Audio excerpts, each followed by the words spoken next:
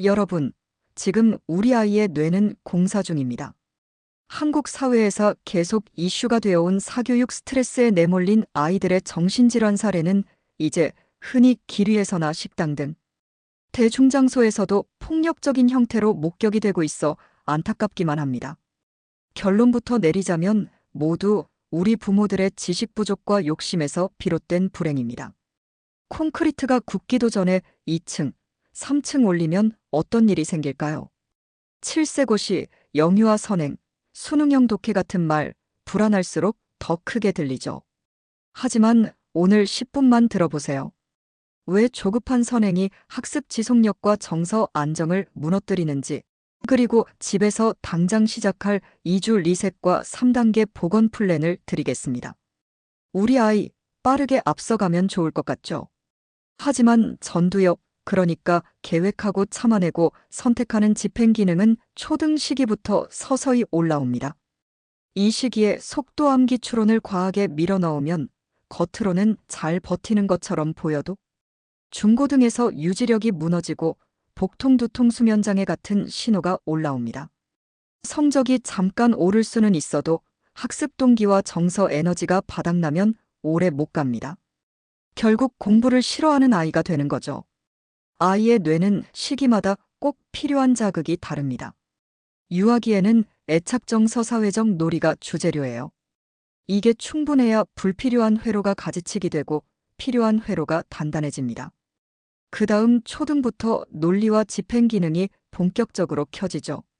그런데 정서 기반이 단단해지기 전에 빠른 암기와 고난도 추론이 몰아치면 뇌는 그걸 위기로 해석합니다. 불안이 올라가고 기억을 담당하는 회로의 효율이 떨어지면서 공부는 도전이 아니라 위험이 됩니다. 핵심은 간단합니다. 정서가 먼저, 성적은 따라온다. 속도는 일시적이지만 지속력은 평생 갑니다. 다음 중 3가지 이상이면 방식 점검이 필요합니다. 첫째, 등교 전 복통두통을 자주 호소한다. 둘째, 시험 전후 짜증 폭식이 늘거나 잠들기 힘들다. 셋째, 쉬운 과제도 실수할까봐 회피한다. 넷째, 놀이운동보다 문학 영상만 찾거나 반대로 학습을 전면 거부한다. 다섯째, 친구와의 갈등에서 회복이 오래 걸린다. 여섯째, 성적 얘기만 나오면 표정이 굳고 완벽주의가 심해진다. 이건 꾀병이 아니라 몸이 보내는 생존 신호일 수 있습니다. 오늘 제안되는 해법 방안은 3줄로 요약됩니다. 하나, 정서 우선. 아이가 안전하다고 느껴야 뇌가 학습 회로를 엽니다. 둘, 속도보다 지속. 초사에서 중1은 자율학습의 급상승 구간을 위해 체력을 남겨둡니다. 셋, 집은 회복의 기지. 학원 학교는 입력, 집은 회복 조절 메타인지의 공간입니다. 오늘부터 2주, 주 5일만 부모님과 함께 집에서 실행해보세요. 하루 40에서 60분입니다. 첫째, 리듬 운동 15분. 걷기, 줄넘기, 자전거. 심박이 살짝 오를 정도로만. 불안이 가라앉고 집중력이 월등히 향상됩니다. 둘째, 공동놀이 20분. 보드게임, 레고, 공동설계, 간단한 요리 돕기. 순서 지키기, 기다리기, 협력하기가 자연스럽게 훈련됩니다. 셋째, 감정 라벨링 5분. 지금 내 마음은 긴장, 실망, 질투 중 뭐에 가까워? 그럴 수 있어.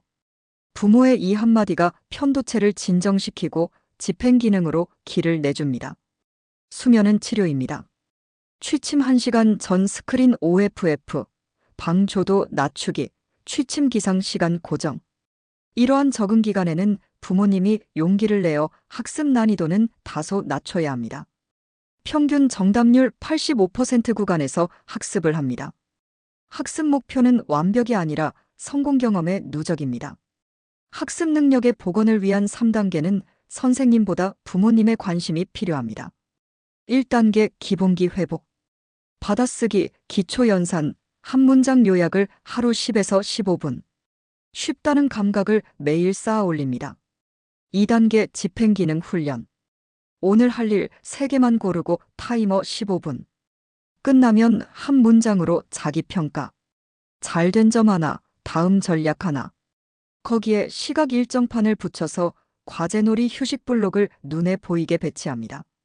3단계 메타인지 대화. 정답을 묻지 말고 과정을 묻습니다. 어떻게 생각했어? 어려웠던 순간에 내가 한 선택은? 다음엔 난이도 한 칸만 올려보자.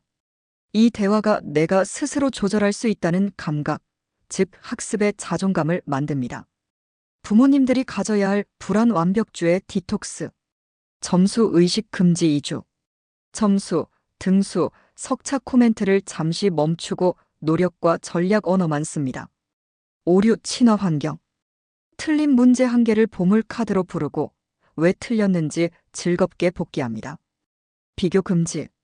옆집 아이가 아니라 지난달의 나와 이번 달의 나를 비교합니다.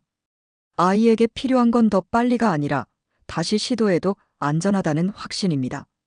부모님들이 사랑하는 자녀들을 위해 학원 학교와 협력이 필요합니다. 학원에는 세 문장만 요청하세요. 첫째, 아이의 정확도 80에서 90% 구간으로 난도 조정 부탁드립니다. 둘째, 숙제는 30에서 40분 안에 끝나는 양으로 부탁드립니다. 셋째, 2주간 관찰 피드백을 공유해 주세요. 학교 상담에서는 수업 참여, 또래 관계, 과제 완결성, 이 세 항목의 기록을 들고 가세요. 교실에서는 자리 배치, 과제 분절, 구두 칭찬 같은 조절 전략을 합의하면 효과가 빨라집니다. 책임감 있는 부모님들은 언제 전문가를 찾아갈지 현명하게 판단하셔야 합니다. 다음 신호가 4주 이상 지속되면 소아정신과 임상심리 평가를 권합니다. 지속적인 복통두통, 수면장애, 폭식 또는 식욕 저하, 학교 회피, 자해 관련 언급이나 그림, 전문가의 부모 훈련, 놀이행동 치료, 필요시 약물 치료는 아이의 기능 회복을 위한 합리적 선택입니다. 영상의 내용은 일반 정보이며 개별 진료를 대체하지 않습니다. 오늘의 클로징 멘트입니다. 부모님, 경쟁을 이기는 건 속도가 아니라 지속 가능한 뇌와 마음입니다. 오늘부터 2주 리셋, 그리고 3단계 복원, 협력 문장까지 그대로 따라 해보세요. 댓글에 우리 집 체크리스트 결과를 남겨주시면 빈칸 채워 쓰는 체크리스트와 일정판 템플릿을 공유하겠습니다. 아이의 정신질환은 현명하신 부모가 조기에 진단하셔야 평생 아이 인생의 멍울로 남지 않습니다. 우리 다 학생 시절 공부해보지 않았나요? 극각 공부가 인생에 얼마나 영향을 주었던가요?